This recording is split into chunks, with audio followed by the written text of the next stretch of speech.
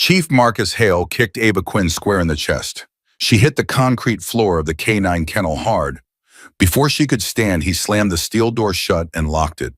6 starving military attack dogs lunged from the shadows, fangs out, spit flying chains of muscle coiling to tear her apart. Hale pressed his face to the cage wire and snarled, "Scream for me, Quinn, beg." He wanted blood. He wanted her destroyed. But Ava Quinn did not scream. She did not beg. She stood up, looked those dogs dead in the eyes, and did something that made every man on that base go silent. Because the woman they just threw away like trash was a ghost the military had been trying to bury for 3 years. If this story grips you, subscribe to this channel right now and stay with me until the very end. Drop a comment and tell me what city you're watching from. I want to see just how far this story travels. The morning Ava Quinn arrived at Naval Special Warfare Training, Base Echo, nobody gave her a second look. She was just another name on a roster, just another body in a line of 47 recruits standing in the cold at 0500, shivering, waiting to be told what to do next. Chief Petty Officer Marcus Hale walked down the line slow. He always walked slow. It was part of the act. He liked the sound of his own boots. He liked the silence that followed each step. 22 years in the Navy had taught him one thing above all else. Fear was the most useful tool a man could carry. He stopped in front of Ava. "Quinn." "Yes, Chief."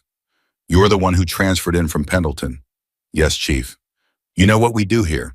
"I do, Chief." Hale leaned in close enough that she could smell the coffee on his breath. "We break people here, Quinn. That's the bomb. I break you down so the enemy doesn't get the chance." Ava said nothing. Hale's jaw tightened. He hated silence. Silence from a recruit meant one of two things. Either they were too terrified to speak, or they weren't afraid at all. And something in this woman's eyes, something still and deep and steady, told him it was the second one. That bothered him. It bothered him more than he wanted to admit. He moved on down the line, barking orders, slamming his palm against the chest of a tall kid from Oklahoma who flinched too hard. But even as he moved, even as he performed his role, his mind stayed locked on Ava Quinn. Something about her was off. And Marcus Hale had built his entire career on trusting that instinct. The first week of training was designed to do one thing: eliminate the weak. 72 hours of sleep deprivation. Cold water immersion, obstacle courses run back to back to back until recruits collapsed or quit. Hale had seen men twice Ava's size ring the bell and walk away crying. He expected her to be gone by day 3. She wasn't. On day 3, Ava completed the underwater knot tying drill in 41 seconds. The base record was 58. The instructor running the drill, Petty Officer Davis, looked at his stopwatch twice. "Run it again," Davis said. Ava ran it again. 39 seconds. Davis looked at Hale across the pool deck. Hale looked back. Neither man said a word, but the message passed between them like electricity. Who is this woman? By the end of the first week, Ava Quinn had not only survived every test, she had outperformed 90% of the class. She ran faster. She swam longer. She held her breath deeper. And she did it all with the same expression. Calm, focused, like she had done all of this before. Noah Carter noticed it first. Noah was 26, a former college wrestler from Virginia, built like a fire hydrant and twice as stubborn. He had wanted to be a SEAL since he was 14 years old, and he had spent every day of his life preparing for this moment. He was good. He knew he was good. But watching Ava move through the drills made him feel like a child playing pretend. "Hey," Noah said one night, sitting on the edge of his rack. "Quinn." Ava was lacing her boots 3 bunks down. She didn't look up. "Yeah. Where'd you train before this, Pendleton?" "No, I mean before that. Where did you really train?" Now she looked up.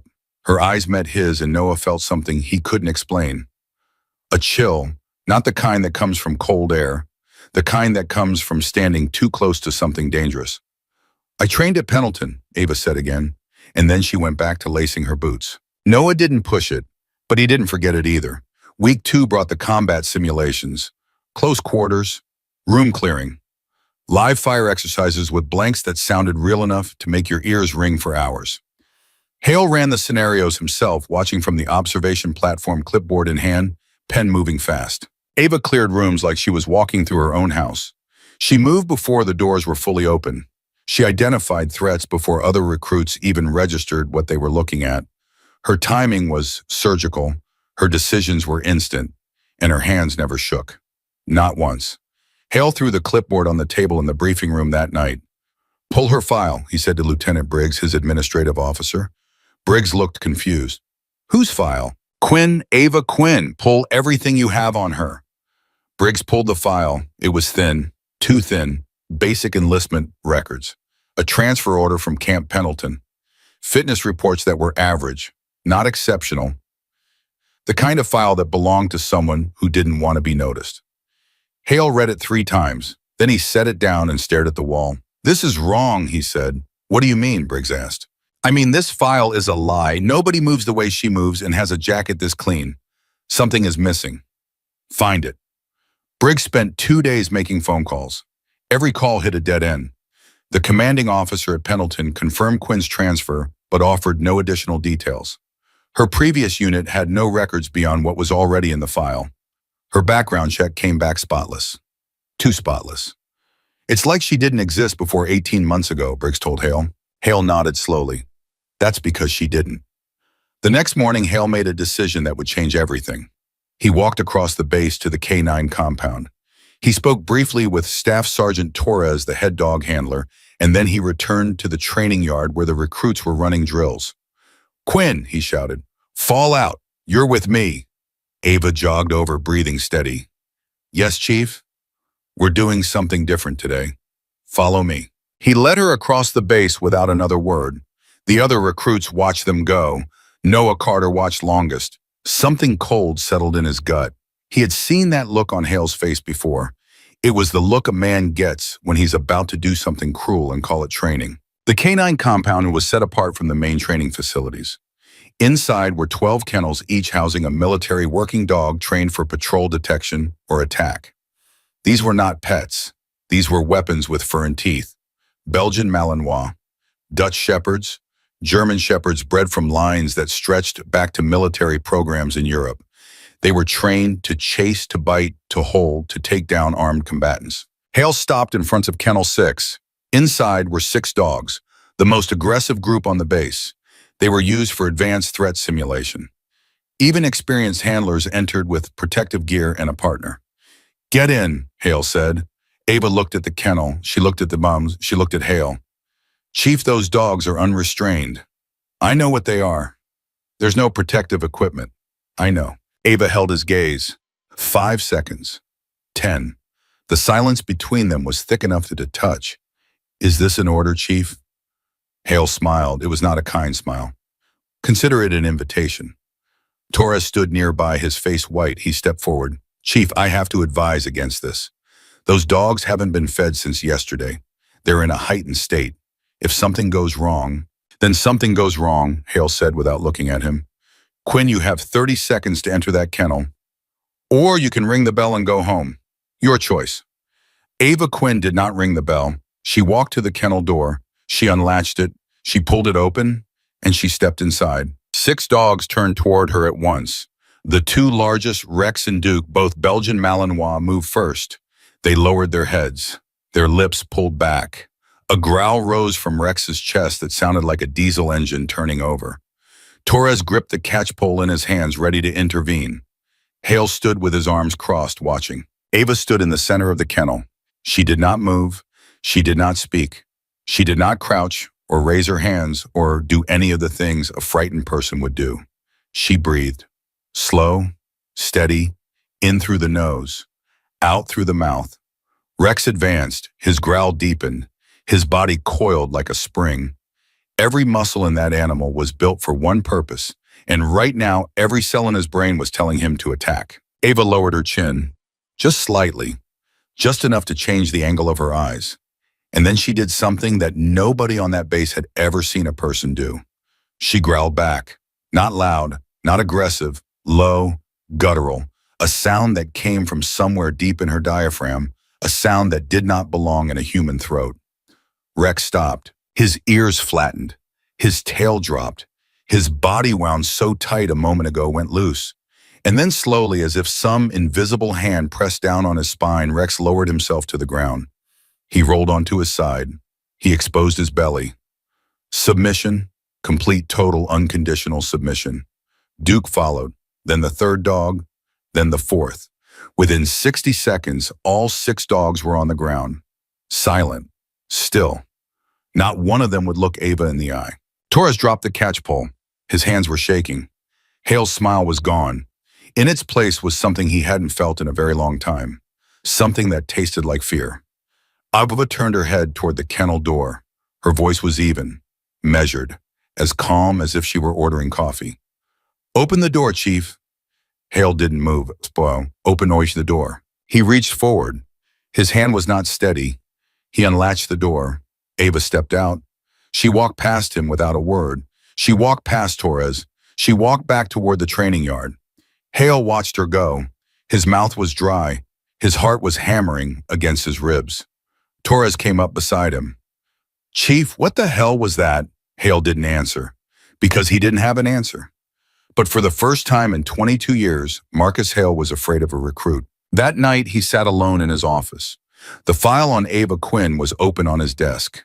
He had read it so many times the pages were soft from handling.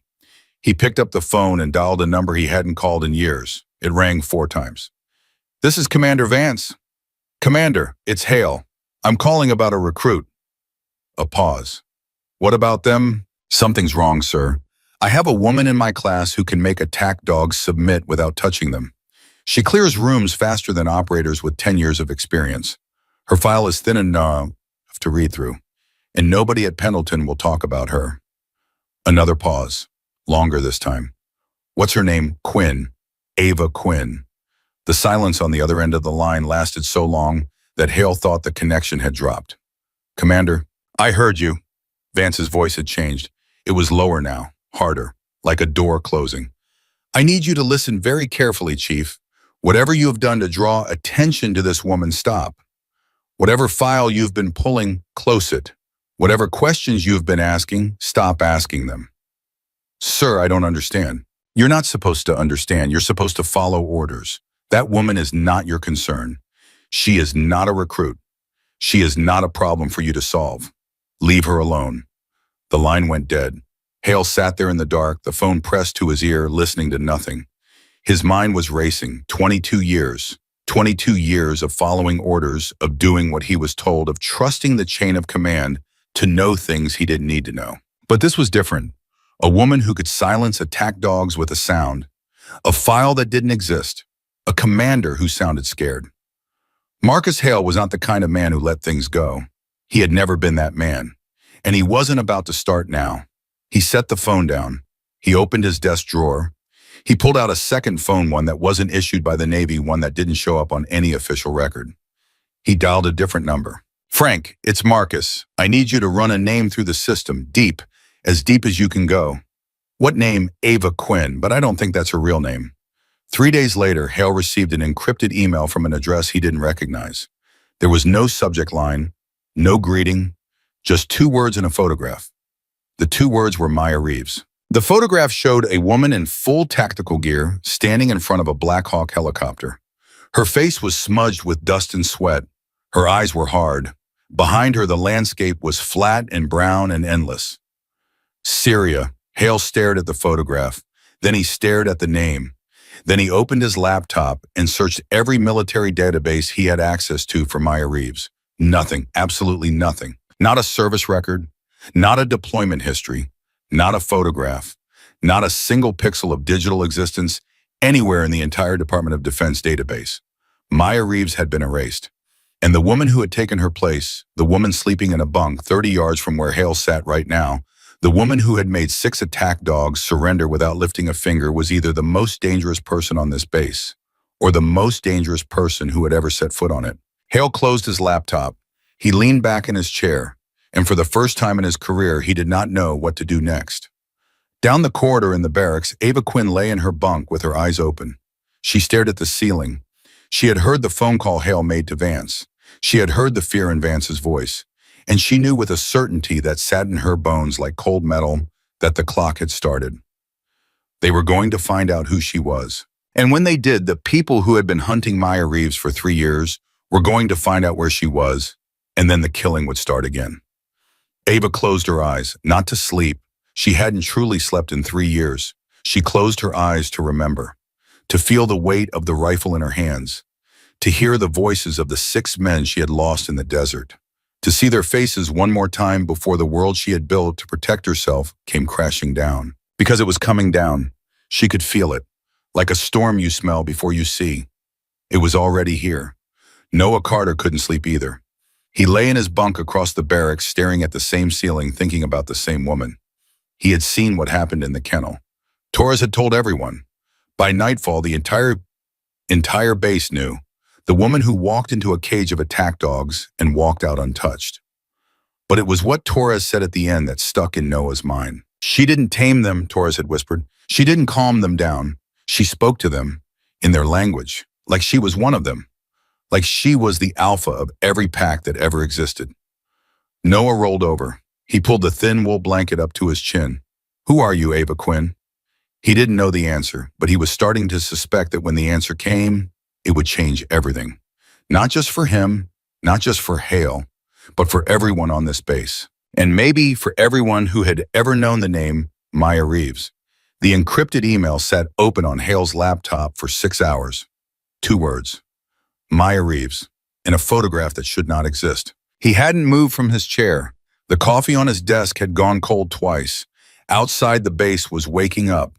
Boots on gravel, whistles, the bark of sergeants pushing recruits through the morning routine. None of it reached him.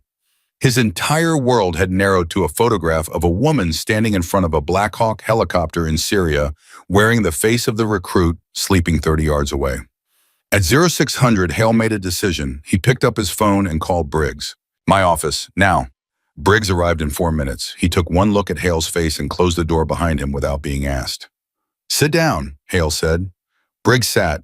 Hale turned the laptop around. "Tell me what you see."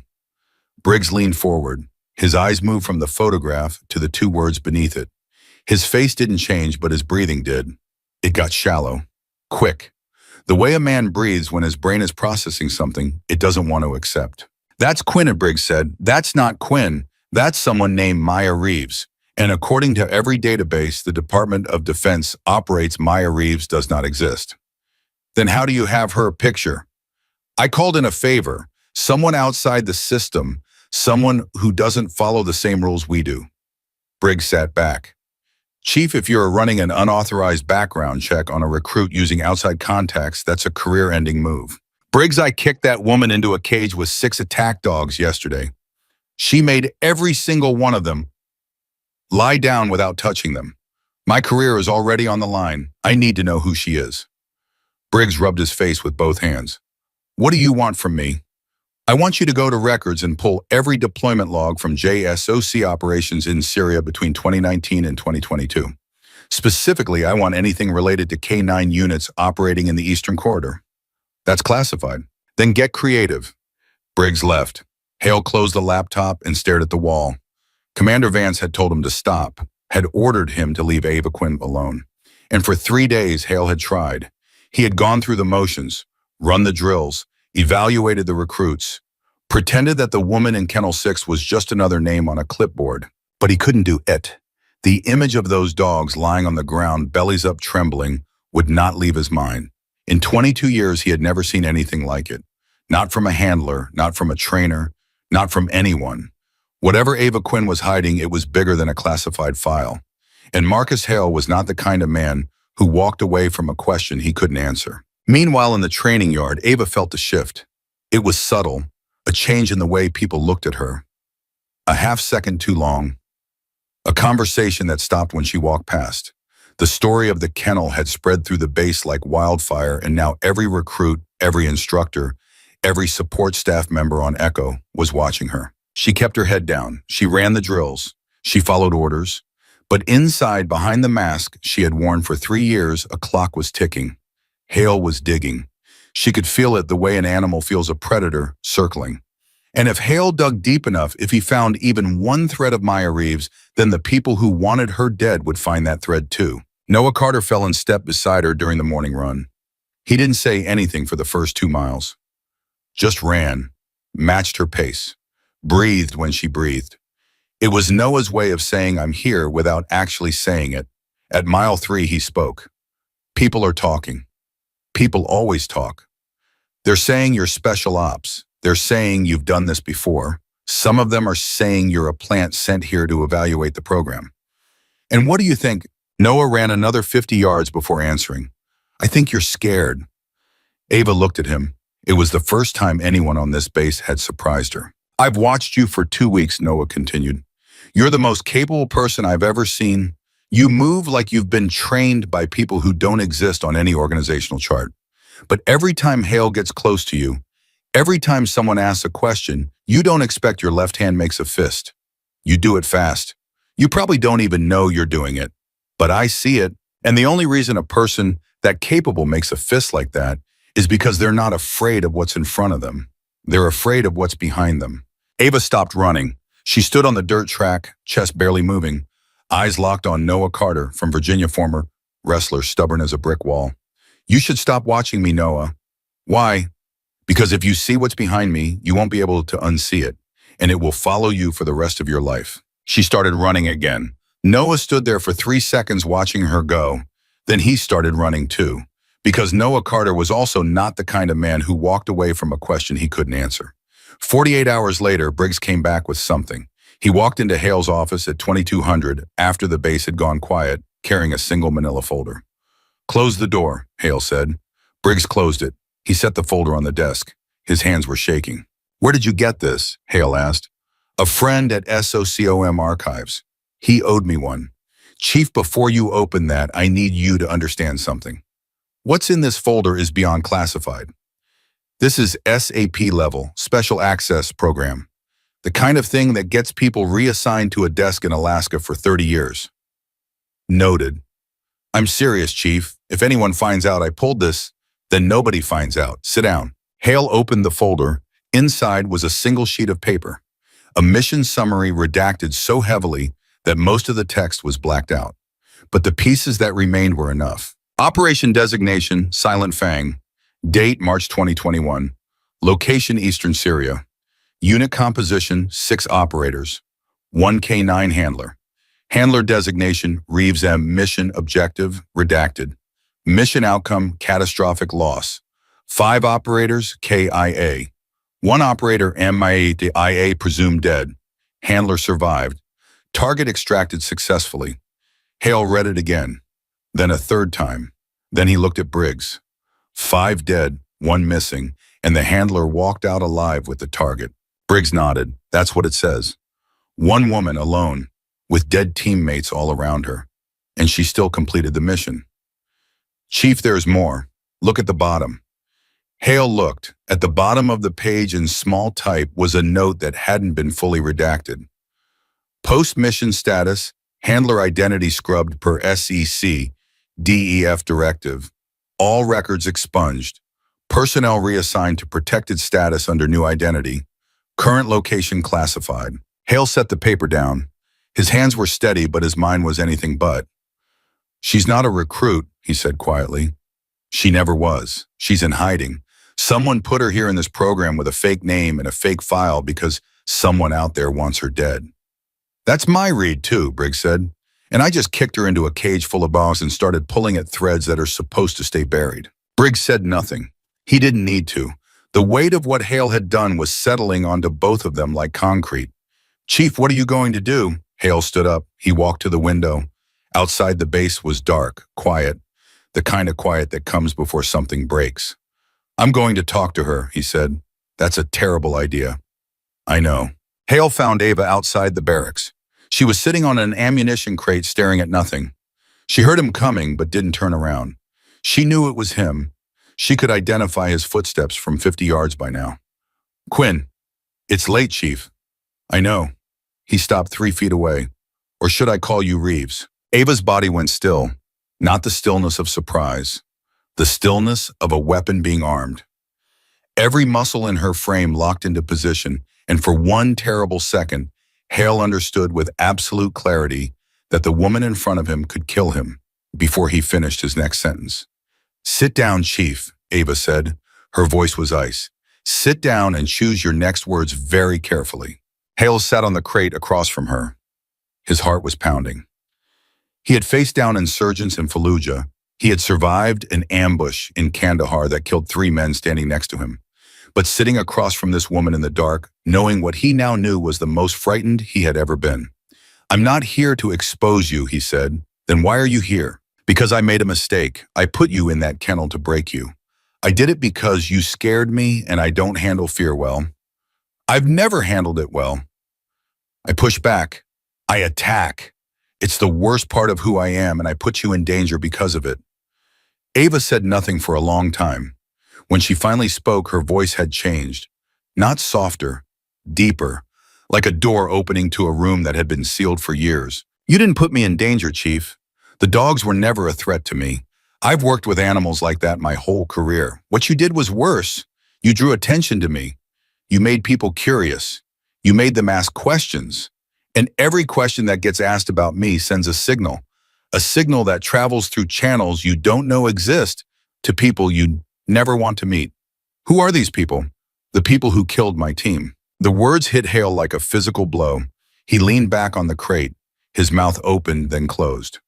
"Silent Fang," he said. "March 2021. You found the file. Part of it. Enough." Ava turned to look at him for the first time. In the dark, her eyes caught the light from the distant guard tower. They looked ancient. They looked like eyes that had seen things the human mind was never meant to hold. "There were 7 of us," she said. 6 operators and me. The best team I ever worked with. We went into Syria to extract a defector who had intelligence on a weapons program that could have changed the balance of power in the entire region. The mission was clean. The extraction was textbook. And then 40 minutes from the border, we were ambushed. By who? By people who knew exactly where we would be, exactly when we would be there, exactly how many of us there were, and exactly what route we were taking. Hale's blood went cold. "You're saying it was an inside job?" "I'm saying 6 men died because someone in our own chain of command sold us out. And when I survived and brought the target home, that person realized I was the one loose end they couldn't afford to leave. So they erased me. My name, my record, my entire existence. They told the world Maya Reeves died in Syria, and they buried me in a training program under a fake name where I was supposed to disappear forever. But you didn't disappear." "No, because I made a promise to 6 dead men that I would find out who betrayed them. And I have spent every single day of the last 3 years getting closer to that answer." Hale felt the ground shift beneath him. Not physically. Something deeper. Something in his understanding of the world of the Navy, of the system he had served for more than 2 decades. He had always believed in the chain of command. He had built his life on it. And now this woman was telling him that chain had a broken link, and that broken link had gotten good people killed. "Why are you telling me this?" he asked. "Because you already know too much to unknow it. And because the signal you sent, the calls you made, the file you pulled, it's already out there. The people who want me dead are going to hear about it. It might take a week, it might take a day, but they're going to hear. And when they come, they're not going to just come for me." "What do you mean?" "I mean, they'll come for everyone who knows. You, Briggs, anyone who touched that file. These people don't leave witnesses, Chief. They don't leave loose ends. They burn everything to the ground and walk away clean." Hale stared at her. The fear he had felt before was nothing compared to what he felt now. This wasn't the fear of a cage full of dogs. This was the fear of realizing that you have stepped into a war you didn't know existed, and there is no stepping back out. "What do we do?" he asked, and he hated himself for asking. Marcus Hale had never in his life asked someone else what to do. But he was asking now. Ava stood up. She looked down at him, and for a moment she wasn't Ava Quinn. She wasn't a recruit. She was Maya Reeves, K-9 handler, Navy SEAL, the woman who had walked out of a massacre in the Syrian desert carrying a man on her back, and a list of the dead burned into her memory. "You have 2 choices," she said. "You can go to Commander Vance in the morning, tell him everything you found, and let the system handle it. If the system is clean, if Vance is clean, then maybe it works. Maybe they relocate me again. Maybe they bury this deeper. And if the system isn't clean, if Vance is part of it," Ava's jaw tightened, "then you just told the enemy exactly where I am. What's the second choice? You help me. You use your contacts. You use your access. And together we find the person who sold out my team before they find us. Hale sat on that ammunition crate in the dark, and he felt the weight of 22 years pressing down on his shoulders. Everything he had ever been told about duty, about obedience, about trusting the system, screamed at him to go to Vance, to follow protocol, to let the machine do what the machine was built to do. But 6 men were dead, and the machine had killed them. He stood up. He looked Ava in the eye. "What do you need from me?" A flicker of something crossed her face. Not gratitude, recognition. The recognition of one soldier to another, the moment when you know you are no longer alone. "I need the full unredacted file on Silent Fang. I need communication logs from JSOC for the 72 hours before the mission. And I need a name." "What name?" "The person inside the system who gave our position to the enemy. They used a code name on the leaked transmission. I've spent 3 years trying to trace it, and every trail goes dead." "What's the code name?" Ava looked at him, and the words she spoke hit him harder than anything she had said all night. "Shepard." Hale blinked, his face drained of color. His lips parted, but no sound came out for several seconds. "Chief, I know that name," Hale whispered. "Shepard, I've heard it before." Now it was Ava's turn to go still. "Where last year, a classified briefing I wasn't supposed to attend. I was filling in for a colleague at Warcom. They mentioned a code name during a security review. Shepard. They said the asset had been dormant for 2 years but might be reactivated." "Reactivated for what?" "They didn't say. The briefing was shut down when someone realized I didn't have the proper clearance. I was escorted out. I never thought about it again." Ava's hands curled into fists, not from fear, from something far more dangerous. Hope. For 3 years she had chased a ghost through a maze of classified walls and dead ends. And now, standing in the dark on a military base, she was never supposed to be found, on the man who had thrown her into a cage of dogs, was handing her the first real lead she had found since Syria. "Chief, I need you to remember everything about that briefing. Every face in the room, every word you heard, every detail, no matter how small." "I will. But Ava, if Shepard is real, if there's a traitor inside JSOC or Warcom or anywhere near that level, then we're not just talking about your team. We're talking about every operation, every asset, every mission that person has touched since 2021. I know. This could go all the way to the top." "I know that too." Hale exhaled. He rubbed the back of his neck. He looked at the dark sky above them and felt the weight of what they were about to do settle into his bones. "You know what happens to people who go after something like this?" "Yes. They disappear. They have accidents. They wash up on beaches." "Yes. And you still want to do it." Ava stepped closer. Close enough that Hale could see the thin scar that ran along her left jawline, a souvenir from a night in the Syrian desert that the world was never supposed to know about. 6 men bled out in the sand because someone in a comfortable office made a phone call, she said. "I held 2 of them while they died. I told them it would be okay.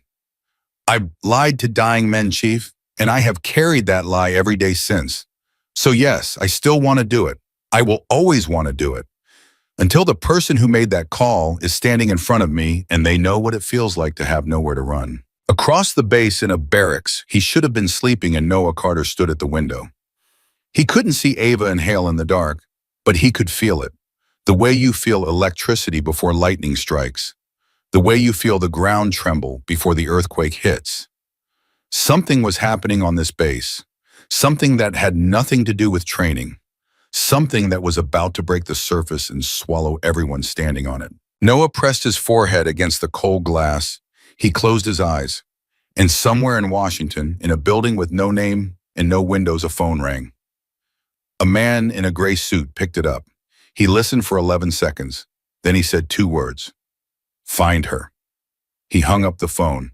He opened a desk drawer. Inside was a file. Thin, old, dog-eared at the corners. On the tab, written in black ink, was a name that had been dead for 3 years. Maya Reeves. He picked up a red pen. He drew a single line through the name, and beneath it in the same steady hand he wrote a new word. Terminated. The word terminated was still wet on the page when the man in the gray suit picked up his phone a second time. He dialed a number with a Virginia area code. It rang once. "Yes." Shepard is compromised. Someone at Echo Base pulled a Silent Fang fragment from SOCOM archives 48 hours ago. The request originated from a Lieutenant Briggs, but the order came from a chief petty officer named Marcus Hale. How much did they get? Enough. The mission summary, the handler's designation. It won't take them long to connect the rest. And the handler, still at Echo, still using the Quinn identity, but if Hale knows her name, it's only a matter of time before she moves. Silence on the line. The sound of someone thinking. The sound of someone calculating how many people needed to keep a secret buried. Send Colton. The man in the gray suit hesitated. Colton is extreme. If he operates on a domestic military base, the footprint will be impossible to hide. I didn't ask for your assessment. I said send Colton. I want the handler dead within 72 hours. I want Hale contained. I want every copy of that file recovered and destroyed, and I want it done quietly. And if it can't be done quietly, then it gets done loudly. Either way, Maya Reeves dies this week. The line went dead. 600 miles south on Echo Base, Ava Quinn was already moving. It was 0400. The barracks were silent. She had waited until the breathing around her settled into the deep rhythm of sleep, and then she had rolled out of her bunk without making a sound. 3 years of living as a ghost had taught her how to move through a room full of people without disturbing the air. She crossed the compound in the dark. No flashlight, no hesitation. She knew every step, every turn, every blind spot in the security camera coverage. She had mapped it all within her first 72 hours on base, not because she was paranoid, because paranoia was the reason she was still alive. Hale was waiting in his office. He had left the door unlocked. When Ava slipped inside, he was sitting behind his desk with 2 cups of coffee and a look on his face that told her he hadn't slept either. "You look terrible," Ava said. "I've been reading." He pushed a stack of papers across the desk. "Everything I could find on the Warcom briefing from last year. I wrote down every name I remembered seeing in that room." Ava picked up the list. 7 names. She scanned them fast, her eyes moving with the precision of someone who had spent years reading intelligence reports under time pressure. She stopped on the 4th name, her finger pressed down on the paper so hard it left a dent. Deputy Director Raymond Cross. "You know him?" "Now, He signed my deployment orders for Syria. He was the operational authority for Silent Fang." Hale leaned forward. "Ava Cross is one of the most senior officials in Special Operations Command. He has direct access to the Secretary of Defense. If he's Shepard, then he's been selling American soldiers to the enemy for years, and he's been doing it from inside the building that is supposed to protect them." Hale ran his hands through his hair. He stood up. He sat back down. He picked up his coffee and set it down without drinking. "This is too big," he said. "This is bigger than us. We need to go to someone. The Inspector General, the FBI, someone with the authority to—" "No, Ava." I said no. Listen to me, Chief. I spent 6 months after Syria trying to go through proper channels. I filed reports. I made formal requests. I contacted every oversight office I could find. And every single time the door closed. Every report got lost. Every request got denied. Every person I talked to either went silent or got transferred. The system didn't fail me. The system was designed to stop me. Because the person who built the wall I kept hitting was the same person who sold us out. Cross. Cross knows how the system works better than anyone alive. He built half of it. If we go to the Inspector General, Cross will know within 24 hours. If we go to the FBI, he'll know in 12. He has people everywhere. Not because he's some kind of criminal mastermind, because he's been doing this for 20 years and he's very, very good at making sure the right people owe him favors. Hale stared at her. Then what's the play?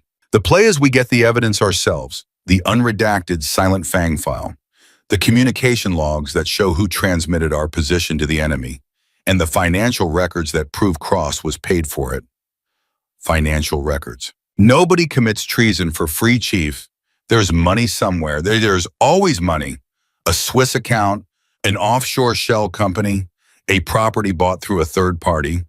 If Cross is Shepard, then somewhere in the world there is a paper trail that connects him to whoever paid for the lives of my team, and I am going to find it. Hale was quiet for a long time. When he spoke, his voice was different, lower, stripped of the authority he usually carried like armor. I owe you an apology. For what? For the kennel, for the dogs, for treating you like something to be broken. I've been doing this job so long I forgot that not every threat is an enemy. Sometimes the most dangerous person in the room is dangerous because they have survived things you can't imagine.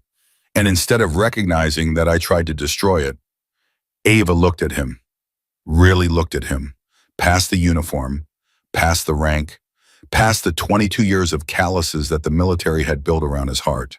I don't need your apology, Chief. I need your help. There's a difference. You have it. Then we start now. The Warcom briefing you attended, you said it was shut down when they realized you didn't have clearance. Who shut it down? Hale thought. He closed his eyes and went back to that day. A conference room, 8 people around a table, a projection screen with names and code names and operational maps. A woman, he said, blonde, late 40s. She was sitting at the head of the table. She stood up when she saw me and said, "This briefing is terminated. Clear the room." Her name was on a placard in front of her seat. What was the name? Colonel Diana Falk. Alva went still, not the combat stillness Hale had seen before. A different kind, the stillness of someone who has just heard a name they buried in the deepest part of their memory. You know her, Hale said. It wasn't a question. Diana Falk was my commanding officer. She ran the Silent Fang operation from JSOC headquarters in Fort Bragg. She was the one who selected my team. She was the one who gave us the mission briefing. And she was the last person to speak to us before we boarded the helicopter to Syria. And you think she's involved? I didn't, until right now. Diana Falk was the only person outside the team who knew our exact extraction route. She planned it herself. She said it was the safest corridor. She said the area had been cleared by drone surveillance for 48 hours. But it hadn't been cleared. No, it hadn't, because 40 minutes into the extraction, there were 17 enemy fighters waiting for us in a position that could only have been chosen by someone who knew exactly where we would be. The ambush was surgical, professional. They hit our lead vehicle first, then the rear. Classic kill box. My team never had a chance. Alva's voice hadn't cracked, hadn't wavered. But Hale could see her hands. They were gripping the edge of the desk so hard that her knuckles had turned white. Falk and Cross, Hale said. Both in the room during a classified briefing about Shepard. Both connected to Silent Fang, both in positions to have transmitted your team's location. One of them is Shepard, or both. I don't know yet, but I know that the answer is in the communication logs from that night. Every transmission in and out of JSOC headquarters is recorded and archived. If someone sent a message to the enemy with our position, it's in those logs. The problem is those logs are stored in a SCIF at Fort Bragg. Level 5 access. I'd need to be a sitting flag officer to get through the door. Or you'd need someone who knows the facility, Hale said slowly. Ava tilted her head. Do you, my ex-wife, Major Catherine Hale? She works in the Signals Intelligence Division at Bragg. She has level 5 access. Would she help? Hale let out a breath that sounded like it had been sitting in his chest for a decade. Catherine and I haven't spoken in 3 years. Our marriage didn't survive my last deployment. I said things, she said things. It ended badly. Can you call her? She'll hang up. Then call her again. Hale picked up his phone. He stared at it the way a man stares at a loaded gun. Then he dialed. It rang 5 times, 6, 7. He was about to hang up when the line connected. Marcus, it's 4 in the morning. I know, I'm sorry. Don't apologize. Just tell me what you want so I can hang up. Catherine, I need your help. A pause. The kind of pause that carries 3 years of silence and all the words that were never said. You've never said that before. Not once in 15 years of marriage. I know. What kind of help? The kind that could get us both court-martialed. Or killed. Another pause. Longer. I'm listening. Hale told her. Not everything. Not about Ava's real identity, but enough. A compromise mission. Dead soldiers. A possible traitor inside JSOC. Communication logs that could prove it. He spoke for 4 minutes without stopping, and Catherine listened without interrupting. When he finished, the line was so quiet he could hear her breathing. Marcus, do you understand what you're asking me to do? Yes. You're asking me to access classified intelligence archives without authorization, to copy files that are protected under national security protocols, to commit espionage against the United States military. I'm asking you to help me find out who got 6 Americans killed. And if you're wrong, if there is no traitor, if this is just some paranoid conspiracy theory cooked up by a burned-out chief who's been on base too long, then I'm wrong and I'll take the fall. All of it. Your name never comes up. I promise you that. Your promises don't mean much to me anymore, Marcus. The words hit him. He absorbed them the way you absorb a body blow, with a flinch and a breath and the decision to stay standing. I know they don't, but 6 dead men deserve better than a promise. They deserve the truth, and you're the only person who can get it. Catherine was silent for 30 seconds. Hale counted every one. I need 48 hours. And Marcus, if this goes sideways, if anyone comes to my door with questions, I will deny everything. I will burn you to protect myself. We're clear on that. We're clear. 48 hours. She hung up. Hale set the phone down. His hands were trembling. Ava watched him from across the desk. She'll do it? Ava asked. She'll do it, but if she gets caught, we lose everything. And she goes to prison. Then she can't get caught. The next morning at 0700, something happened that changed the trajectory of everything. Noah Carter was running the obstacle course with the other recruits when Staff Sergeant Torres approached him at the water station. Carter. Yes, Staff Sergeant. Torres looked around, made sure no one was close enough to hear. Then he spoke in a voice so low that Noah had to lean in. I did some checking on Quinn. After the Kennel incident, I have friends in the handler community, people who've been working military dogs for 20, 30 years. And I described what she did, the sound she made, the way those dogs responded. Every single person I talked to said the same thing. There is only one handler in the history of the military K9 program who could do what she did. Only one. A woman named Maya Reeves. Noah felt the ground tilt. Who is Maya Reeves? That's the thing. Maya Reeves is dead. Officially killed in action during a classified operation in Syria in 2021. No body recovered, no funeral, no memorial. She just stopped existing. But if she's dead, then how? Exactly. Torres looked him dead in the eye. Either Maya Reeves is a ghost who came back from the dead, or she never died in the first place. And she's sleeping in a bunk in your barracks. Noah stood there with water dripping off his chin and his heart hammering so loud he was sure Torres could hear it. Everything he had noticed about Ava, the way she moved, the way she fought, the way her left hand made a fist when she was afraid, all of it suddenly clicked into place like tumblers in a lock. Ava Quinn was Maya Reeves, and Maya Reeves was supposed to be dead.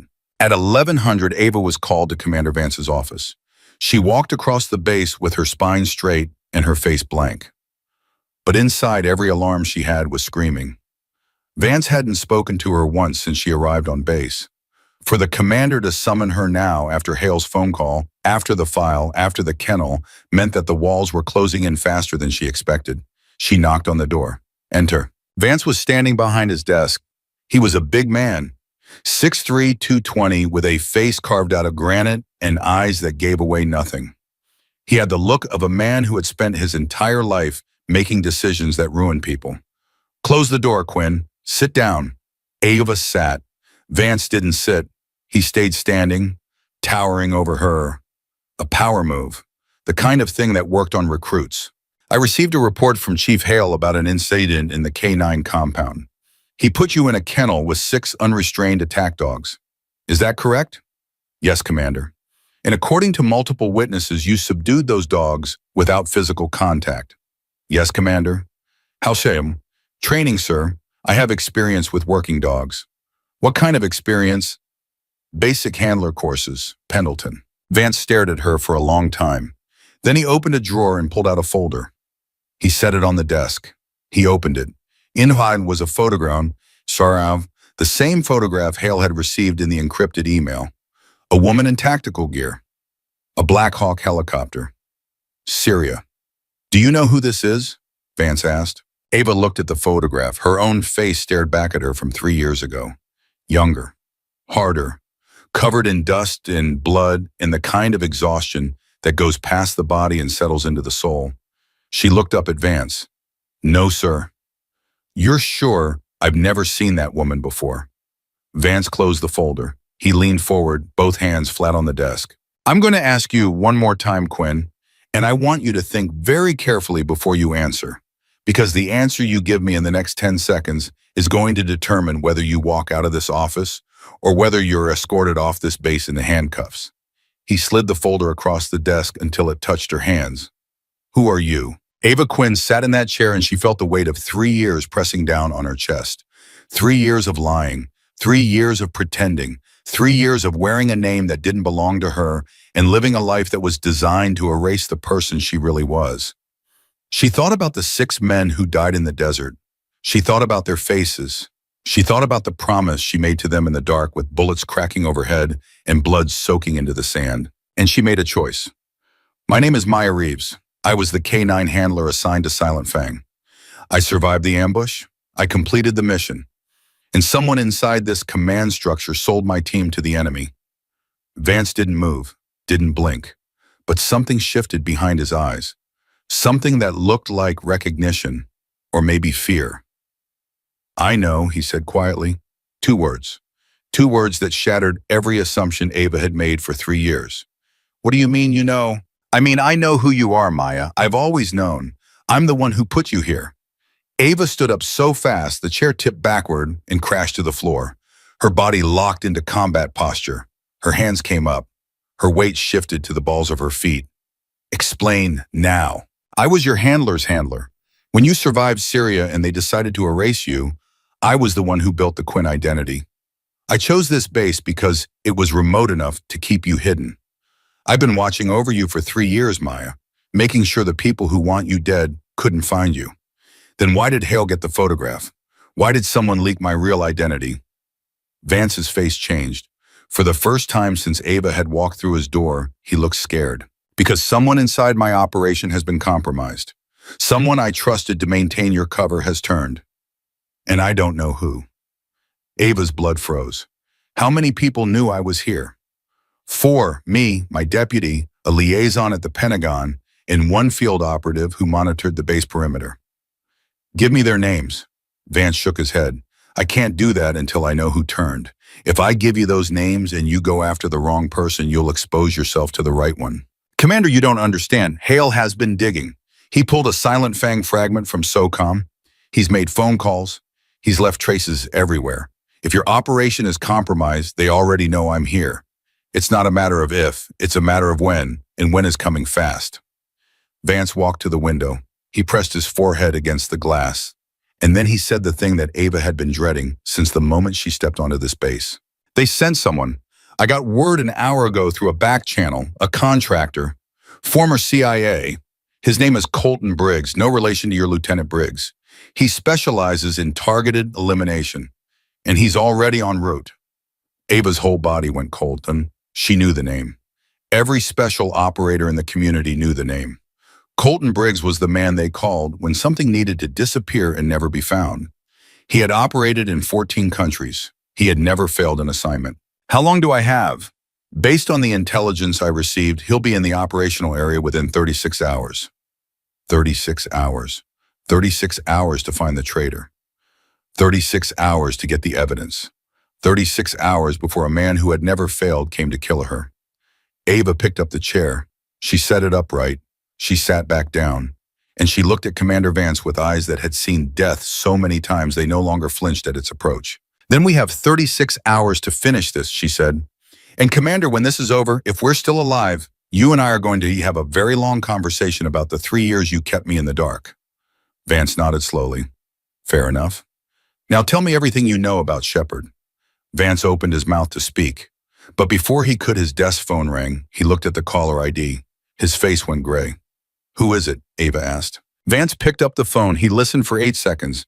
Then he hung up without saying a word. What happened? Vance looked at her, and the fear in his eyes had turned into something deeper. Something that looked like grief. Briggs? Lieutenant Briggs? Your Briggs. He was just found unconscious in the records building. Someone beat him badly, and the Silent Fang file he pulled from archives is gone. Ava stood up. Her jaw was set. Her hands were fists. The clock she had felt ticking since the night Hale found her name had just accelerated. They weren't coming in 36 hours. They were already here. Ava was out of Vance's office before he could say another word. She moved through the base at a pace that was just below a run, fast enough to close distance, controlled enough to avoid drawing attention. But her mind was sprinting. Briggs was down. The file was gone. Someone on this base right now, within these fences, was working for the other side. She found Hale in the training yard. He was mid-sentence shouting at a group of recruits doing push-ups in the dirt. She walked straight up to him and spoke low enough that only he could hear. Briggs is in the infirmary. He was attacked in the records building. The Silent Fang file is gone. Hale's face didn't change. 22 years of discipline kept it locked. But his eyes did something she had never seen before. They went dark. The kind of dark that comes when a man realizes the war he thought was coming is already in his house. When, within the last hour, someone on this base did it, Chief, someone who knew what he was carrying and where he was going. How bad is he? Unconscious, that's all Vance told me. Hale turned to Petty Officer Davis. Take over, full rotation until I get back. Then he fell in step beside Ava, and they walked toward the infirmary together, two people carrying a secret that was getting heavier by the minute. Briggs was in a bed behind a curtain. His face was swollen on the left side. A gash above his eyebrow had been closed with butterfly strips. His right hand was wrapped in gauze. The base medic, a young corpsman named Reyes, stood nearby looking shaken. What happened? Hale asked. Reyes shook his head. He was found on the floor of the records annex by a security patrol at 10:45.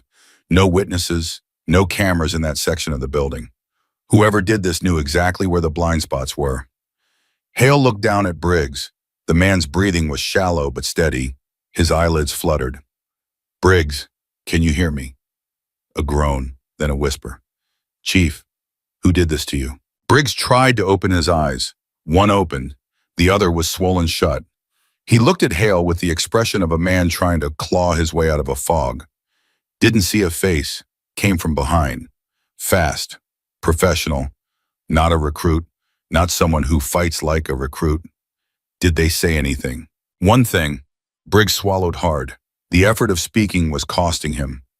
He leaned down after he hit me, put his mouth right next to my ear, and he said, "Tell Hale to stop digging, or the next one goes in the ground." Hale stood up straight, his jaw clenched so hard that Ava could hear his teeth grind. He knew my name, Hale said. He knew your name, Ava confirmed, which means he's been watching. He's been listening, and he's not some random operative who just arrived. He's been on this base long enough to know who's involved. They stepped away from the bed. Ava lowered her voice to a breath. Vance told me they sent a contractor, Colton Briggs. He said 36 hours. But this attack happened now. Either Vance's intelligence was wrong or Colton was already in position before Vance got the warning. Or Vance lied, Hale said. The words hung between them like a knife suspended in air. You think Vance is compromised? Ava asked. I think Vance told you he put you here. He said he built your cover. He said he's been protecting you. But the moment things got hot, the first thing that happened was Briggs got taken down and the file disappeared. Vance had access to every piece of information you just gave him. Your location, your identity, the file, all of it. He could have given me up years ago, or he could have been waiting for exactly this moment. The moment you trust him enough to reveal yourself. Ava closed her eyes. The calculus of trust in the intelligence world was brutal. Every ally was a potential enemy. Every protector was a potential betrayer. She had lived inside that calculus for 3 years, and she still couldn't solve it. We can't rule anyone out, she said.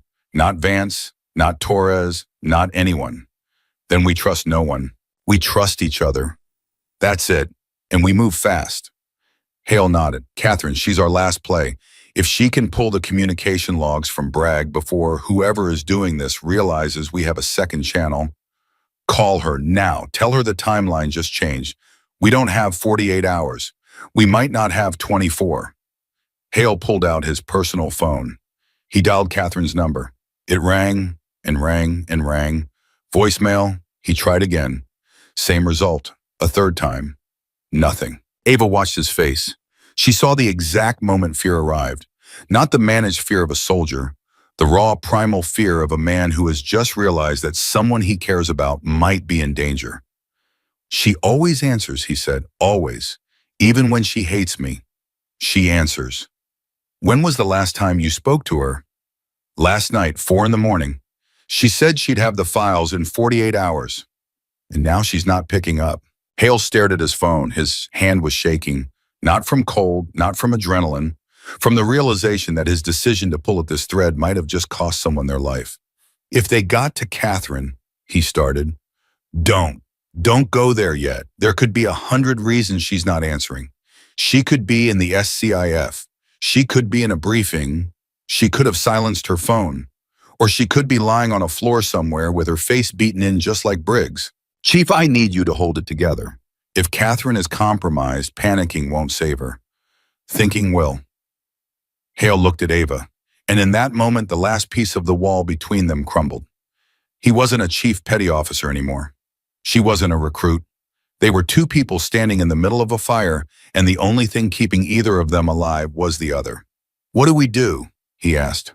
We find another way to get those logs, and we figure out who on this base attacked Briggs. At 1400, Noah Carter was leaving the mess hall when Torres intercepted him. The staff sergeant's face was tight. His movements were quick.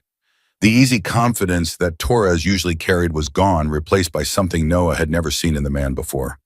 Urgency. Carter, walk with me. What's going on? Not here. They walked to the far end of the motor pool out of earshot of anyone. Torres stopped and turned to face him. Something bad is happening on this base.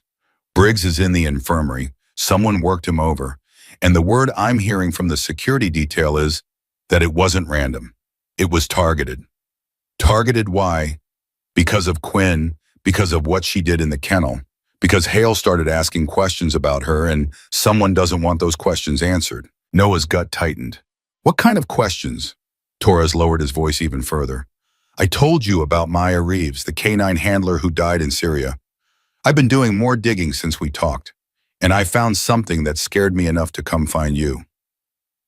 What did you find? A name. Colton Briggs. He's a contractor, former agency, the kind of guy they send when they want a problem to go away permanently. And according to a buddy of mine at Langley who still talks to me after a few drinks, Colton was activated 48 hours ago. Destination not specified, but the timing matches. Noah felt a chill race down his spine. You think he's coming here? I think he might already be here. And I think Quinn, or whoever she really is the target. Noah stood very still. His mind was working fast the way it used to work on the wrestling mat when an opponent was coming at him and he had a half second to choose a counter. Why are you telling me this? Torres looked at him with an expression that Noah would remember for the rest of his life. It was the look of a man choosing sides. Because you're the only recruit on this base I trust. Because whatever is about to go down, Quinn is going to need people around her who aren't compromised. And because I took an oath to protect the people I serve with, all of them, even the ones with fake names. Noah nodded, one sharp nod, the kind of nod a man gives when he decides to step off a cliff and see if he can fly. What do you need me to do? Watch her back. Don't let her be alone. And if someone you don't recognize shows up on this base in the next 24 hours, you come find me immediately. At 15:30, Hale tried Catherine's phone again. This time someone answered, but it wasn't Catherine. Who is this? The voice was male, cold, professional. The kind of voice that belongs to someone who has been trained to control every syllable. I'm calling for Major Hale, Hale said. Who am I speaking to? Major Hale is unavailable. She's been called into a security review. Her personal communications are being held pending the outcome of an internal investigation. What investigation? That's classified, sir. If you have official business with Major Hale, please contact the Fort Bragg Public Affairs Office. The line went dead. Hale put the phone down slowly. His face had gone white. Ava, standing 2 feet away, read every emotion that crossed it.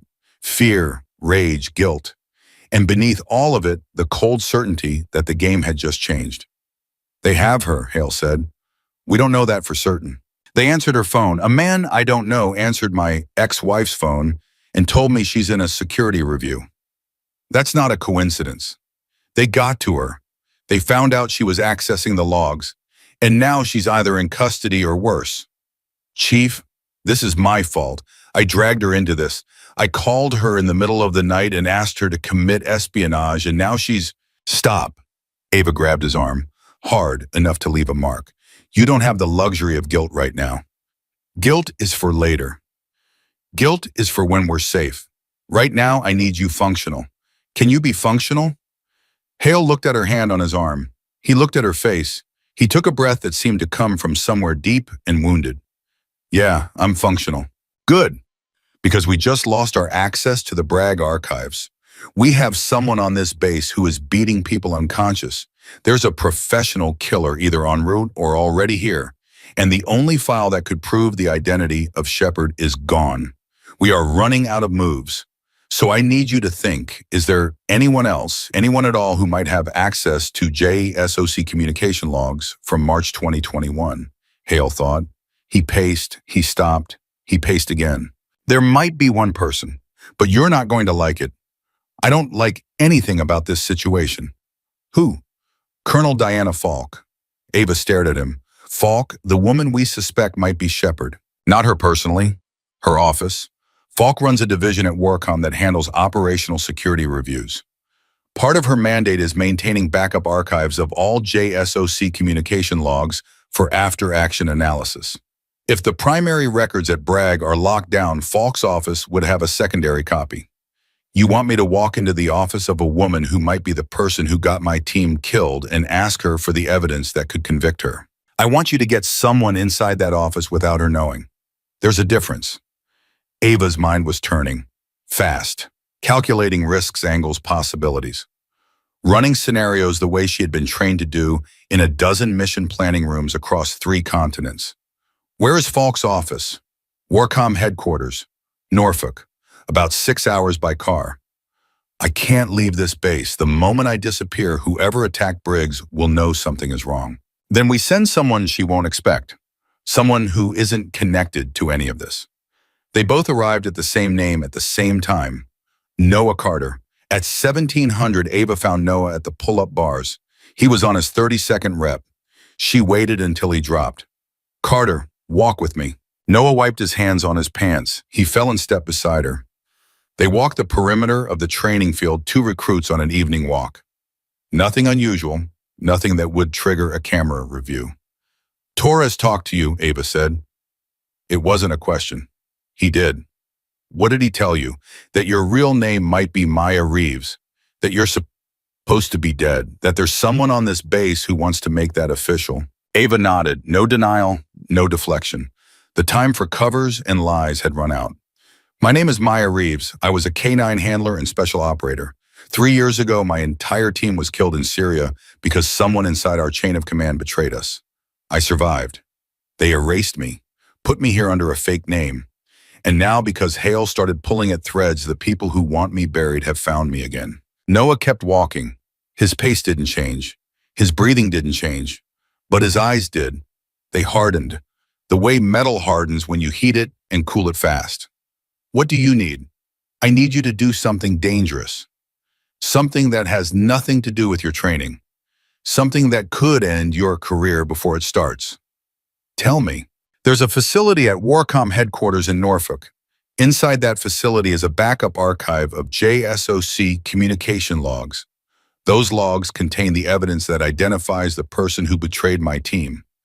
I need someone to get inside that building, access those logs, and bring them back without being detected. Why me? Because you're a recruit. You don't exist in their threat matrix. You have no connection to me on paper.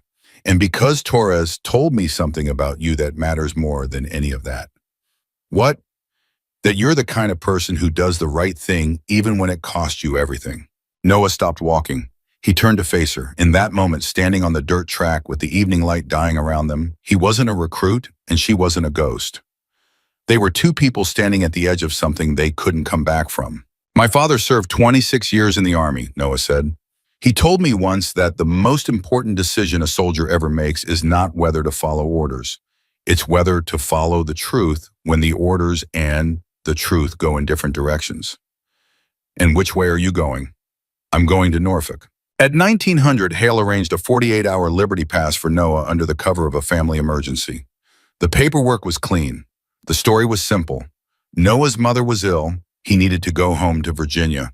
Nobody questioned it. Noah left the base at 2000 in a rental car that Torres had arranged through a contact off base. He carried a burner phone, a set of civilian clothes, and a thumb drive that Ava had given him with instructions so specific that they read like a surgical manual. Get to Norfolk. Enter Warcom through the East Gate using a visitor's pass that Hale's contact would leave at the security desk. Find the archive room on sublevel 2. Access Terminal 7. Search for Silent Fang communication logs dated March 14th through March 16th, 2021. Copy everything. Get out. Simple on paper, potentially fatal in practice. At 2100, with Noah on the road and the base settling into nighttime routine, Ava did something she hadn't done in 3 years. She went to the K9 compound. Torres was there doing his evening rounds. He saw her coming and unlocked the gate without a word. She walked past him, past the first row of kennels, past the second, until she reached Kennel 6. Rex was lying on his mat. He lifted his head when he saw her. His tail wagged once, twice. Then he stood up and pressed his nose against the wire. Ava put her hand against the mesh.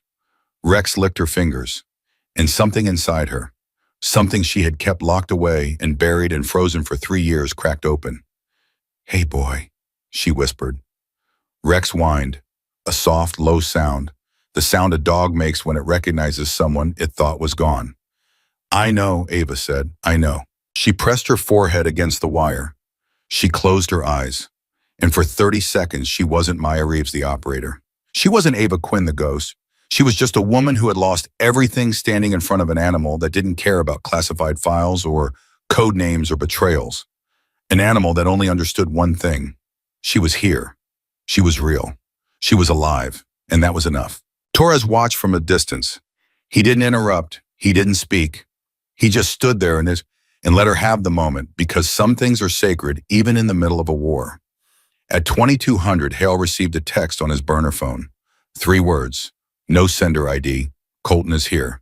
He found Ava in the barracks. She was lying in her bunk with her eyes open, staring at the ceiling the same way she had done every night for 3 years. "We have a problem," he said. "I know." "How do you know?" "Because I felt him arrive. The dogs started barking at 2145. All of them. At the same time. Dogs don't do that unless something enters their territory that they've never encountered before. Something that scares them. Colton scares dogs. Colton scares everything." Hale sat on the edge of the nearest bunk. "What's the play?" "We wait. Noah is 6 hours out from Norfolk. If he gets the logs, we have leverage. If Colton moves before Noah gets back, we have nothing. And if Colton moves tonight..." Ava sat up. She swung her legs over the side of the bunk. She looked at Hale with eyes that held no more room for fear. She had burned through every ounce of it. What was left was something else, something older, something that predated training and tactics and strategy, survival. "If Colton moves tonight," she said, "then Maya Reeves stops hiding, and Colton finds out why the military spent 3 years trying to make sure nobody ever found me." Hale looked at her, and for the first time, he didn't see a recruit. He didn't see a problem. He didn't see a ghost. He saw a weapon. At 2300, the base went dark. The barracks fell silent. The guards made their rounds. The dogs in the K9 compound had stopped barking, but their ears were still up, their bodies still tense, their eyes still watching the shadows. Somewhere on that base, behind a face that no one would suspect, Colton was waiting, calculating, planning the cleanest way to make Maya Reeves disappear for the final time. And somewhere on I-64, pushing 90 miles an hour through the Virginia night, Noah Carter gripped the steering wheel with both hands and prayed that he would make it to Norfolk before the sun came up. Because when the sun came up, everything was going to change, and there would be no going back. At 23:59, Hale's burner phone buzzed one more time, a different number, a message that stopped his heart. "Catherine is alive. She got out before they locked her down. She has the files. She's running." Hale read the message 3 times. His hands were shaking. His eyes were burning. He showed the phone to Ava. Ava read it, and for the first time since Syria, something that was not fear and was not rage moved across her face. 2 channels, she said. Noah heading to Norfolk. Catherine running with the Bragg files.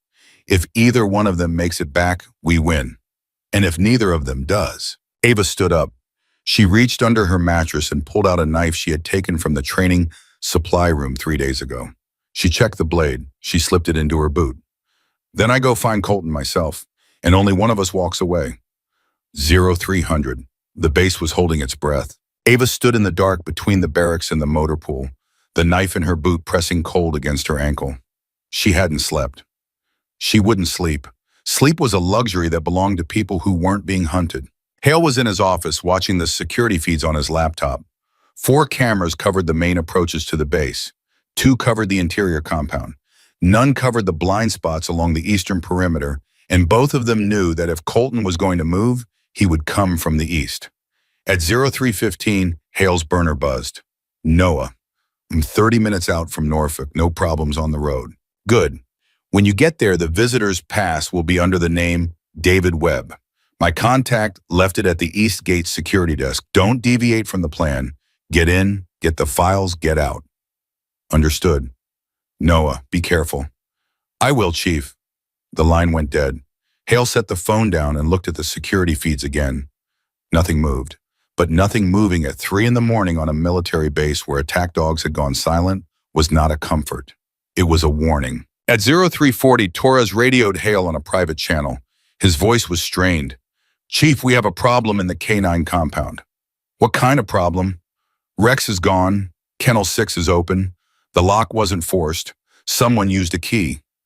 Hale felt his stomach drop. Only 3 people on base had keys to the K9 kennels. Torres, his deputy handler, Sergeant Mora, and the base operations officer. Torres, who else has access to those keys? Just me and Mora. The ops officer has a master, but it's kept in a safe in the admin building. Where's Mora right now? A pause. I don't know. He was supposed to be on night watch in the compound. He's not here. Find him. Hale grabbed his jacket and moved. He found Ava where he'd left her standing in the shadows near the motor pool. Rex is missing, he said. Someone opened his kennel with a key. And one of the handlers, Sergeant Mora, is unaccounted for. Ava's body changed. The relaxed posture vanished. Every line of her went taut like a bowstring, drawn back to its breaking point. Colton is using the dog, she said. What? Think about it. The most dangerous animal on this base is now loose. If Rex attacks someone tonight, if a recruit or a guard gets mauled, the entire base goes into emergency lockdown. Every light comes on. Every person moves to a designated shelter point. Chaos, confusion, and in the middle of all that noise, one person quietly disappears. You. Me. Then we need to find Rex before Colton uses him as a diversion. No, we need to find Mora, because if Colton got a key from him, either Mora gave it willingly or Mora is already dead. They split up. Hale went east toward the K9 compound. Ava went south toward the handler quarters. She moved fast and silent, the knife now in her hand blade flat against her forearm. She found Mora in the supply closet behind the handler barracks. He was on the floor, zip-tied at the wrists and ankles, a strip of duct tape over his mouth. His eyes were wide and wet with terror. He was alive. Whoever had taken him down had done it clean. No blood, no bruises, professional restraint. Ava pulled the tape off. Mora gasped. How many? She asked. One, just one, big guy. Moved like smoke. I didn't even hear him until he was behind me. Did he take the keys? All of them. The kennel keys, the compound master, everything. Did he say anything? Mora swallowed hard. He said, stay quiet and you live. Make noise and your family gets a folded flag. Then he took the keys and left. Ava cut the zip ties. Get to the infirmary. Stay there. Don't talk to anyone except Chief Hale. Mora scrambled to his feet and ran. Ava watched him go, then turned south again. If Colton had all the kennel keys, he didn't just release Rex. He could release every dog on the compound. 12 military working dogs loose on a base full of sleeping recruits. The carnage would be unimaginable. She ran. She hit the K9 compound at 0400. Torres was there, a catch pole in each hand, his face slick with sweat. 4 kennels were open. 4 dogs were missing. Rex Duke and 2 Dutch shepherds named Ajax and Fang. He took the most aggressive ones, Torres said, his voice cracking. The 4 dogs that are trained for unrestricted attack. If they get into the barracks, they won't. I'll find them. Ava, those dogs are in hunt mode. Even you can't. I will. But I need you to do something. Sound the emergency alarm. Get every recruit into the mess hall and lock the doors. Tell Hale what's happening. And Torres, listen to me. No matter what you hear out there, In the next 30 minutes, do not send anyone to find me. Do you understand? Torres looked at her. His eyes were full of something that was equal parts fear and awe. Go get them back, he said. Ava moved into the dark. She moved the way she had been trained to move in Syria and Afghanistan, in a dozen black sites where the distance between life and death was measured in heartbeats. She slowed her breathing. She opened her senses, and she listened. There, 200 yards east, the soft pad of paws on concrete, a low growl, then another. The dogs were together, moving as a pack, heading toward the barracks. Ava intercepted them at the junction between the training field and the east corridor. 4 shapes in the dark, massive, muscular, eyes catching the faint light from the guard tower. Rex was in front. His hackles were up. His teeth were bared. Every instinct in that animal's body had been activated, and without a handler to direct him, he was operating on pure predatory drive. Ava dropped to one knee. She placed the knife on the ground. She put both hands flat on the concrete, and she made the sound. The same sound she had made in the kennel. Low, guttural, primal. A sound that did not come from training manuals or behavioral science. A sound that came from 15 years of living with military dogs, sleeping beside them, bleeding beside them, watching them kill. A sound that came from the place where human language ends and something older begins. Rex stopped, his head tilted. The growl faded. Beside him, Duke froze. Ajax and Fang slowed, then stopped, then sat. One by one, they came to her. Not in submission this time, in recognition. They pressed against her legs. They pushed their noses into her hands. Rex put his enormous head in her lap and exhaled, and the sound was the most peaceful thing Ava had heard in 3 years. I know, boys, she whispered. I know, come on, let's go home. She walked them back to the compound. All 4, no leashes, no restraints. They followed her like soldiers following a commander. Torres watched from the gate with his mouth open and his catch poles hanging useless at his sides. That's impossible, he said. Lock them up, Torres, and don't let anyone near these kennels again tonight. At 0430, the emergency alarm sounded. The base woke up fast and ugly. Recruits poured out of the barracks in various states of dress, confusion, and fear. Hale directed them to the mess hall. Within 10 minutes, every recruit was accounted for, except one.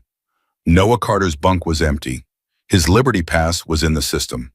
Officially, he was in Virginia visiting his sick mother. Nobody questioned it. But there was another absence, one that made Hale's blood freeze. Commander Vance was gone. His quarters were empty. His vehicle was still in the lot. His phone was on his desk. But the man himself had vanished. Hale found Ava outside the mess hall. Vance is missing. Ava's jaw tightened. When was the last confirmed sighting? 2200. The duty officer saw him enter his quarters. Nobody saw him leave. Then he left through the east perimeter, the same blind spot Colton used. Why would Vance leave? Because Vance isn't who he said he was. He told me he put me here to protect me. He told me he built my cover. But think about it, Chief. If Vance was really my protector, why did he have the same photograph that was sent to you? Why did he show it to me? A real protector would have buried that photo, not used it as a test. You think Vance has been playing both sides? I think Vance has been managing me for 3 years, keeping me close, keeping me quiet, making sure I never got far enough in my investigation to find the truth. And the moment Hale started pulling files and making calls, Vance realized he was losing control. So he came to me with a story about protecting me, hoping I would trust him enough to stop digging. But you didn't stop. And now he's running, because if Noah gets those files, if Catherine gets those files, then Vance's game is over. At 0500, Noah Carter reached Norfolk. He parked 3 blocks from Warcom headquarters. He changed into civilian clothes. He walked to the east gate with the kind of casual confidence that only a man who has spent his entire life performing under pressure can fake. The visitor's pass was where Hale said it would be. David Webb, civilian contractor. Building access clearance for sublevels 1 through 3. He clipped the badge to his shirt. He walked through the gate. The security guard glanced at the badge, checked the computer, and waved him through. Noah walked through the building. His heart was slamming against his ribs so hard he was sure someone could see it through his shirt. Every face he passed was a potential threat. Every corner was a potential trap, but he kept walking, one foot in front of the other, the way you walk when you know that stopping means dying.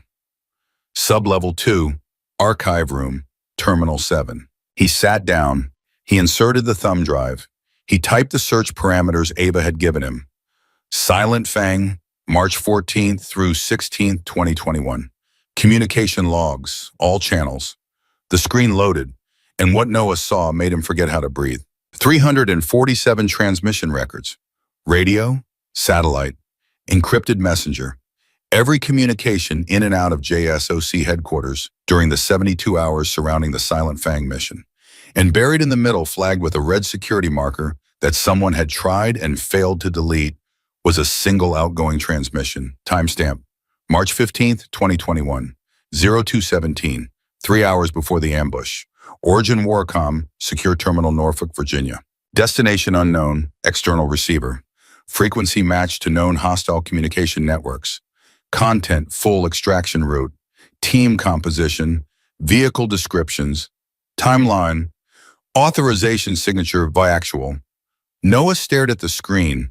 Viactual. In military communication protocols, the V prefix designated the commanding authority of the operation. For Silent Fang, Viactual wasn't Cross. It wasn't Falk. Viactual was Commander Vance. Noah copied everything. Every file, every log, every byte of data on that terminal. He pulled the thumb drive. He stood up, and he walked out of that building faster than he had ever moved in his life. At 0600, he was back on the road. He called Hale. I have it, all of it. Chief, it's Vance. Vance is Shepard. The silence on the other end lasted 5 full seconds. Say that again. The transmission that gave away the team's position in Syria was sent from a Warcom terminal in Norfolk. The authorization signature is Viactual. Vance sent it himself. Vance sold them out. Hale closed his eyes. The man who had told Ava he was her protector. The man who had built her cover identity. The man who claimed he had been watching over her for 3 years. That man had killed her team.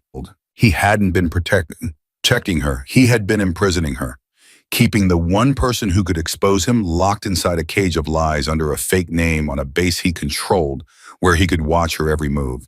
And the moment she started getting close to the truth, he ran. How far out are you? Hale asked. 5 hours. Make it 4. Hale found Ava in the K9 compound. She was sitting outside Rex's kennel, her back against the wire, her eyes closed. She opened them when she heard him coming. Noah has the files, Hale said. It's Vance. He watched her face. He expected anger. He expected rage. He expected the controlled fury of a warrior who has just learned the identity of her enemy. What he saw was worse. He saw grief. Raw, bottomless, devastating grief.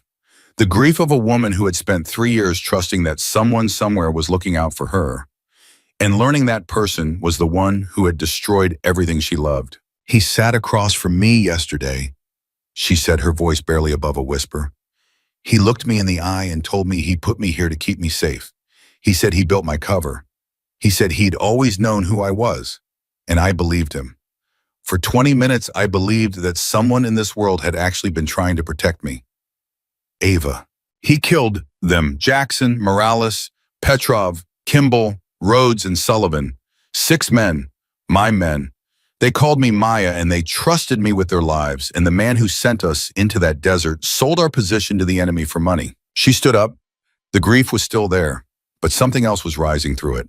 Something hot and sharp and ancient. The same thing that had kept her alive in the Syrian desert. The same thing that had carried a man on her back for 11 miles through hostile territory. The same thing that had made 6 attack dogs drop to the ground at her feet. Where would Vance go? Hale asked. He has a contingency. A man like Vance always has a contingency, an extraction plan, a safe house, a contact who can get him out of the country within hours. Then he's gone. Not yet. Vance left his phone, his vehicle. He left in the middle of the night through a perimeter gap. That's not a man executing a clean extraction. That's a man who panicked. Something happened last night that he didn't expect. Something forced him to move before he was ready. The dogs. You recovered the dogs. Colton's diversion failed. Exactly. Colton was supposed to create chaos. In that chaos, Vance would disappear and I would die. Clean, tied up. No loose ends, but the chaos never happened. The dogs came back, the base locked down, and now Vance is out there without his cover, without his plan, and without his weapon. Colton is still on this base. No, Colton is with Vance. A contractor like Colton doesn't stay where the mission has failed. He regroups with his handler and reassesses. They're together, and they're close, because Vance knows this area. He knows every road, every safe house, every emergency extraction point within 100 miles of Echo. At 0700, Catherine Hale made contact. She called from a gas station payphone outside of Fayetteville. Her voice was thin and shaking, but alive. Marcus, I have the files. I copied them before they locked down the archive. I've been driving all night. Where are you, Manathia? 4 hours south of Echo. Catherine, listen to me. Change direction. Don't come to the base. Head to the Naval Criminal Investigative Service Field Office in Norfolk. Ask for Agent Diane Reese. Tell her everything. Give her the files. Tell her the code name Shepard. Tell her Vactual. Marcus, what is happening? I'll explain everything when this is over. But right now, the most important thing is that those files get to someone with the authority to act on them. Can you do that? Yes, I can do that. Catherine, thank you. A pause, the kind of pause that holds 15 years of marriage and 3 years of silence and all the things that should have been said but never were. Just don't die, Marcus. I'm not done being angry at you yet. At 0900, NCIS agent Diane Reese received 2 visitors within 30 minutes of each other. The first was Catherine Hale carrying a thumb drive full of JSOC communication logs from Fort Bragg. The second was Noah Carter carrying an identical set of logs from the Warcom archive in Norfolk. 2 independent sources, 2 complete copies of the evidence, 2 chains of custody that could not be disputed, discredited, or destroyed. Reese looked at the files. She looked at the transmission record. She looked at the authorization signature. V. Actual. She picked up her phone. Get me the director, now. By noon, a federal warrant had been issued for Commander Vance. By 1400, his photograph was on every law enforcement database in the Eastern Seaboard. By 1600, a joint NCIS and FBI task force had been assembled. By 1800, satellite surveillance had located Vance and Colton at a private airfield 47 miles south of Echo Base, attempting to board a chartered plane to Mexico. They didn't make it. The takedown was fast and hard. 12 federal agents, 2 armored vehicles. Colton went for a weapon and was shot twice in the shoulder. Vance surrendered without resistance. When they put the handcuffs on him, he said nothing. He didn't look at the agents. He didn't look at the sky. He stared at the ground, and his face held the expression of a man who had been running for so long that being caught almost felt like relief. At 2000, Ava stood in Commander Vance's empty office. Hale stood beside her. The room was quiet. The desk was clean. The chair was pushed in, as if no one had ever sat there, as if the man who had destroyed her life had never existed. It's over, Hale said. No, it's not. Cross and Falk. The investigation will find them. Vance will talk. Men like him always talk when they realize no one is coming to save them. There's a network, a pipeline. Vance was the trigger, but someone paid him. Someone recruited him, and that someone is still out there. But not for long. No, not for long. Hale turned to her. What happens now, for you? Now I get my name back. Maya Reeves goes back on the record. Every file they scrubbed, every mission they erased, every commendation they deleted. All of it gets restored. My team gets the recognition they deserved. Their families get the truth. And you, Maya, looked at him. Not Ava, Maya. The name fit her the way a weapon fits a trained hand. Natural. Right. Like it had been waiting for her to pick it back up. I'm going back to work. There are people out there who sell American soldiers for money, and now they know someone is coming for them. Noah Carter arrived back on base at 2100. He walked through the gate, exhausted, unshaved, still wearing civilian clothes. Torres met him at the motor pool. They shook hands without speaking because some things don't need words. Hale was waiting in the training yard. When Noah approached, Hale did something he had never done for a recruit. He extended his hand. You saved lives today, Carter. Noah shook it. I just drove a car and plugged in a thumb drive. You did a hell of a lot more than that, and you know it. At 2200, Maya Reeves walked to the K9 compound one last time. Torres unlocked the gate. She went to Kennel 6. Rex was waiting. He stood when he saw her. His tail moved. His ears came forward. Maya opened the kennel door. She stepped inside. She knelt down. Rex pressed his forehead against hers, and they stayed like that woman and dog breathing together in the dark. "We're going home, boy," she whispered. "Both of us." Rex exhaled, a long, deep breath, the kind of breath you take when you have been holding on for so long that letting go feels like being born again. 3 days later, a formal military investigation was opened into Operation Silent Fang. Commander Vance was charged with espionage, conspiracy, and 6 counts of second-degree murder for the deaths of Jackson, Morales, Petrov, Kimball, Rhodes, and Sullivan. Colonel Diana Falk was arrested at her home in Alexandria on charges of accessory to treason. Deputy Director Raymond Cross resigned and was taken into federal custody before his plane left Dulles. The network Vance had built over 20 years began to collapse. One name led to another. One file led to 10. The investigation expanded to 3 countries and 14 military installations. Maya Reeves testified before a closed Senate committee for 9 hours. She told them everything. Syria, the ambush, the deaths, the erasure, the 3 years of hiding. She told them about a man named Hale who kicked her into a cage full of dogs and then stood beside her when it mattered most. She told them about a young recruit named Noah who drove through the night to steal the truth from a building full of lies. She told them about a woman named Catherine who risked her career and her freedom because her ex-husband asked her to. When she finished, the room was silent for a long time. The chairman leaned forward. "Mrs. Reeves, what would you like us to do?" "I want my team's names on the memorial window at Fort Bragg. I want their families to receive every benefit and recognition they were denied. And I want a promise from this committee that no one in this government will ever erase a soldier again.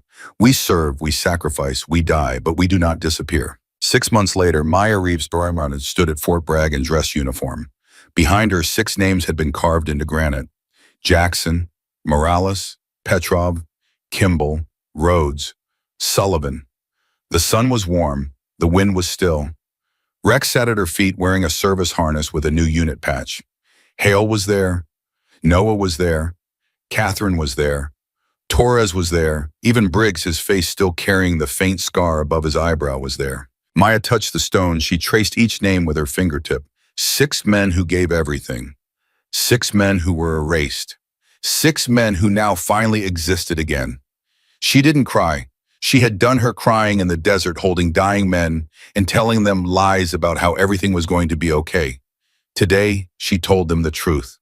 "I found him," she whispered to the stone. "I found the man who did this to you, and he will never hurt anyone again." Rex leaned against her leg. She put her hand on his head. And Maya Reeves, the woman they tried to erase, the woman they threw into a cage, the woman who made attack dogs kneel and made traitors fall, stood in the sunlight with her name restored. Her team remembered, and her war finally mercifully over. She was no longer a ghost. She was no longer hiding. She was exactly who she had always been. A warrior, a survivor, a promise kept.